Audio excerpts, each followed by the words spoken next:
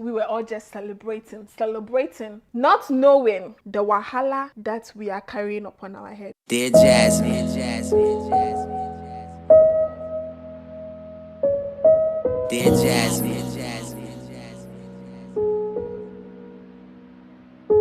dear Jasmine, I wonder if this love is everlasting.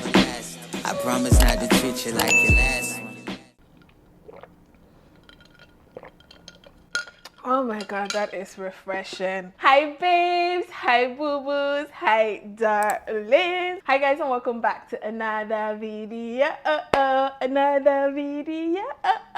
Today's story time, I have never shared it before. My mind is trying to forget it, but this is something that actually happened. This was part of my journey, and I feel like I just need to tell you guys. Not a lot of people share the difficult parts of moving from one country to another. I feel like people need to know so that you're better prepared. When you get here, you don't expect too much till it happens for you. Now that I'm looking back at it, it's funny.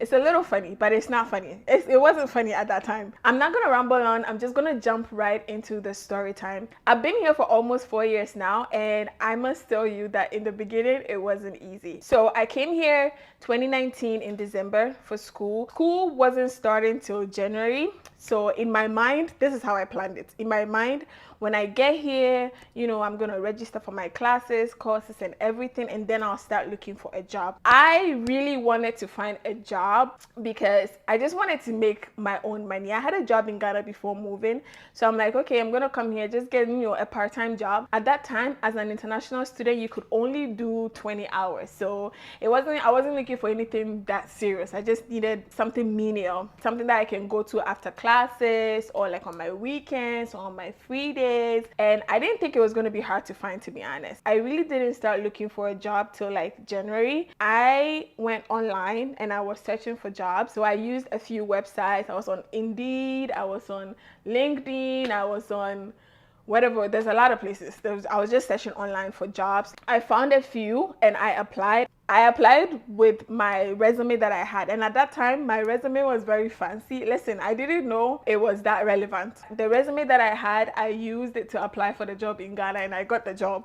So I'm thinking, yeah, this resume should get me a job. So I used that. I applied for quite a number of jobs, and some of them I heard back from, some of them they didn't even get back to me. McDonald's, Tim Hortons. I'd seen a lot of places that were hiring for part-time, so those were the ones that I was targeting, you know, Starbucks and stuff like that. I applied to all of those places. First of all, it took a while for them to get back to me, and the ones that did, they didn't give me the job. So it was starting to get really hard to find a job, to be honest. Going into stores and leaving resumes. We did all that, We did all that, and I still could not find a job. So in February, I moved from where I was living because I was renting a room in somebody's house. I moved from there and I went to a student residence. In the residence, obviously, I'm going to meet other students. So speaking to them, it seems like they were all struggling to find a job. All of them were complaining about finding a job way before I had even come. I had even gotten here, and they still were not finding a job. So I was like, so are you telling me that the Canada I've come, I'm not coming to come and work or what? Because I need to make money. The money that I brought from Ghana at this point was coming to finish. I need to find a job like kaba ASAP. So the people that I met, we decided to try and, you know, go together to find jobs because online was not helping. We did a little bit of research and found a couple of agencies. Here there are like a lot of agencies that you can go to, sign up, give your name to them, and then if there are any jobs that come up, they're going to contact you, okay? And we all decided to go hunting for agencies/jobs.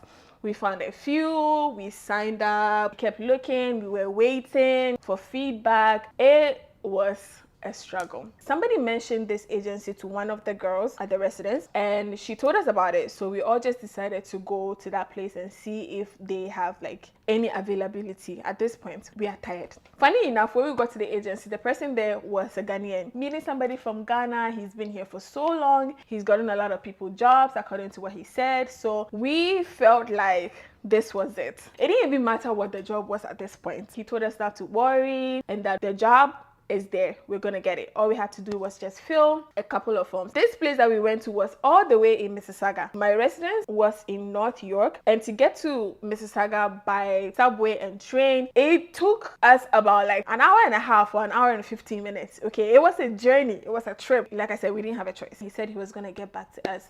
Me personally, I didn't have hope. I didn't have hope because at that time we had really waka up and down, up and down. Stress. And at that time too, school had already started. I didn't have a lot of time to just go hunting for these jobs. Once we left the man's place, we came back to the residence and just waited to hear from him. One of the girls that was with us said the man had called her and offered her a job. What about the rest of us?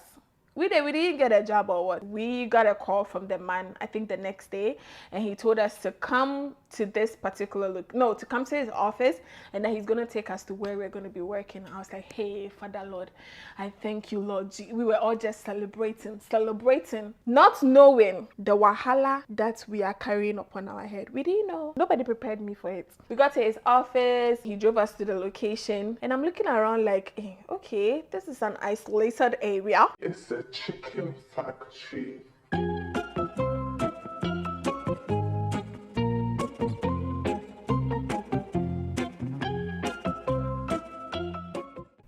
Okay, so we went into the factory and they were telling us what we needed to get. We needed to get safety boots. We had to also do like some training before we even start working. All that, we're just saying yes. You're come to say no. After all the suffering, I was ready for the job the next day. I wasn't working every day. The job was going to be an 8-hour shift straight. Ask me from what time to what time was the job. 10 p.m. enumere anajo. Evening, nui, 10 p.m. to 6 a.m. Was it 6 a.m.? Hold on, 10, 11, 12. Why am I counting to 8? 10, 11, 12, 1. p.m. Nobody has asked you. Leave me alone. 10, 11, 12, 1, 2, 3, 4, 5, 6. 6 a.m. 10 p.m. to 6 a.m. was the shift. All that I said, oh, we can do it. So that means I had to leave there and go straight to class. It roughly take me about 2 hours to get to downtown from that place. Class started at 8:30 or so, 8 or 9, I don't even remember. So there was no going home to go and rest and come back. No, straight. That was how the math was coming to look like. I was not ready, but we must do it. First day of work with my safety boots and everything, ready to go. Gang. We're about to make this money. So they did some training. The training didn't really take that long. And now they were going to really tell us the intotos of the job. All this time in my head, I'm thinking, packaging, put it in a box, tape it, something like that. Mind you, this is March there. I came December. This is March. So we are still very much in winter. All that up and down that we're doing in winter. Before we came, I forgot. Before we came, they told us that we're going to need very, very heavy cardigans, okay? And we have to layer because we thought outside was cold because of the winter. Enter the factory and you shall see. When I came that first day, I thought I had really packed myself. I wore layer upon layer upon layer upon layer. Let me just tell you that the code inside the factory is bigger, is mightier than the outside. Point number 1. They give us, PPP. What is it? PPP? Safety? No. Protection. They gave us protection gear. Leave me alone. Hairnet, lab coats and everything. So we're ready to go. We entered the main area and I'm seeing them with knives cutting chicken. So I was like, okay, so this is the job. It's not packaging. Chicken, yeah, we can cut it. It's not that hard. They're telling us, okay, so then the chicken is going to come from the machine and all you have to do is with your knife, just cut out the fat and everything. No bending, no anything. You are standing on your feet for 8 hours straight, and we get 2 15-minute break. That's it. They say, oh, move as fast as you can. So I'm DM. Hey, the coldness was really starting to get to me. My biggest issue was not even the standing, it was the cold in there. So I had to go and wear my winter jacket. That was the only way, because the way I was feeling, I was freezing. And the chicken that are coming out are also frozen chicken for 8 hours. You're touching cold meat for 8 hours straight. My fingers were numb. All that, I say, let me just keep quiet because I finally have a job, and that is the important part. After I close from the shift, 6 a.m., I get on the bus, I get on the train, and I go straight to class. Every time I got to class, I was just tired and sleepy. What's the point? I didn't pay all these fees to come and be sleeping in class and not get any education. It was really starting to bother me. I have an eye condition called pinguicula, okay? And it mostly gets irritated by the wind, dust, and cold. Do you see where I'm going with this? Okay, if you don't see it, you must see it. Because as I was coming to work, my eyes were just getting worse and worse and worse every day. Every day. People at the factory were even starting to get concerned because when you see me, my eyes are just like bloodshot red. I started abusing my eye drops, taking a lot of painkillers for the headache as well. Not being able to pay attention in class, my eyes, the cold, the stress, the tiredness, all that. I was gingering it, and I actually gingered it for almost 3 weeks. But after that 3 weeks, me, unless they come and tie me and carry me to the factory, they will not see me again. Unfortunately or fortunately, COVID happened, and at that time I had left the factory. I think because of COVID and because they were asking people to stay at home, a lot of people quit their jobs. So a lot of the stores, even the essential ones, were looking to hire. Now, before I started applying for jobs again, I knew I had to edit my resume. Mine looks beautiful, but beautiful is not the point. Apparently, that's not what these recruiters are looking at. I was doing my research and I was seeing all these resumes, and I knew that I had to prepare a better resume. Speaking of preparing a better resume, let me introduce you to this group of people that are here to assist you in so many ways. Resume preparation is definitely one of them. Now, if you've never heard of Smart Pathways, they are a group that have access to a wide range of career opportunities and schools. If you are now coming to Canada, you have your PR or you're a refugee, they are able to assist you with career navigation, study consultation, and application. So if you want to go to a school, they're gonna like talk to you, try and help you out to decide what school is best for you, and even help you apply for the school. They also assist with visa processing. A lot of you have been asking if I had like an agency or an agent help me with my process. I didn't, but Smart Pathways is here to help you if you are planning on coming to Canada and you just need an assistance with your visa application. Scholarship application, a lot of you have been asking me about scholarships as well. Career boot camp, again, resume preparation, interview prepping as well, so you know what to say, so you're better ready for like these jobs. They are basically here to make sure that you have a smooth journey, unlike what I went through in the beginning, for a very small fee. Oh, the fee is children's play. Trust me. You don't trust me? Trust me. That is for those of you that are just trying to come here. But if you're already here, you have your PR or you're a refugee, they can assist you with all these services that I mentioned. They also would help you access government funding just in case you want to go to school, and this funding can cover your tuition, your living expenses, you know, it'll say for free. So for PRs and refugees, it's for free. For people that are trying to come here, an international student or to work or whatever, you're just gonna pay small little something so they can buy water and drink. I'm only giving you this information because one, Smart Pathways is sponsoring this video, so thank you, Smart Pathways. And two, if I had Smart Pathways when I got here, I'm pretty sure I wouldn't have stressed as much as I did, because they're basically going to be doing everything, all the necessary steps.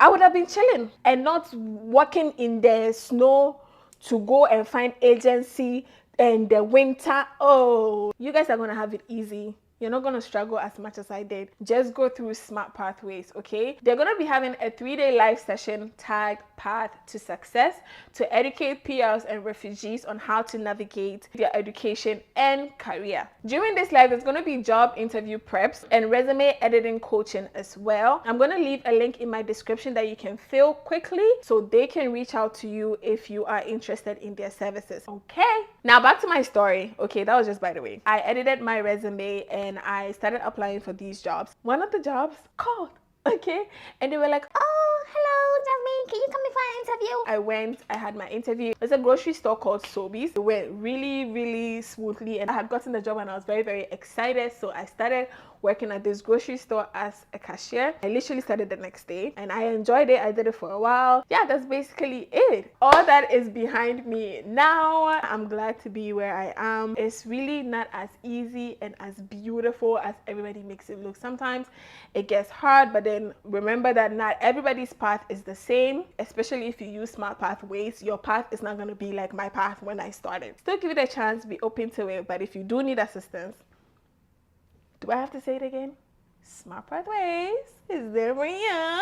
That's pretty much it. I hope you guys enjoyed my little story time. The form for smart pathways is in my description, so be sure to fill it if you need any of their services. They're gonna reach out to you. Thank you, smart pathways, for sponsoring today's video, and thank you guys for watching the video all the way to this point. But if you're new to my channel, babe, you watched the video, you watched the entire video all the way to this point, but you didn't subscribe.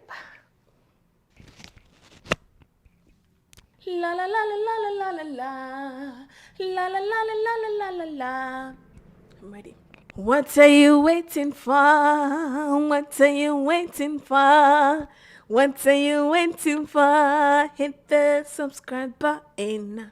Hit the subscribe button. Hit the subscribe button. Hit the subscribe button. Hit it. Hit it. Hit it, hit it, hit it, hit it. Listen. I always get so excited when I'm singing for you guys because not everybody deserves to hear my tantalizing voice. But I sing for you guys because I love you. And in return, I just need you to subscribe. If you don't subscribe after all this, babe, you're gonna be broke. Do you wanna be broke? Once you subscribe, you're just going to get more money. That's it. I just know it. I know it. My subscribers even know. They can attest to this. Subscribe if you want to get money. That's all. That's all. And if you're also not following me on my social media pages, please do. They're going to be at the end of this video. My Instagram, my Twitter, my TikTok, all of it are going to be at the end. So be sure to follow me. And I will see you guys on another video. Another video. Love you. Bye.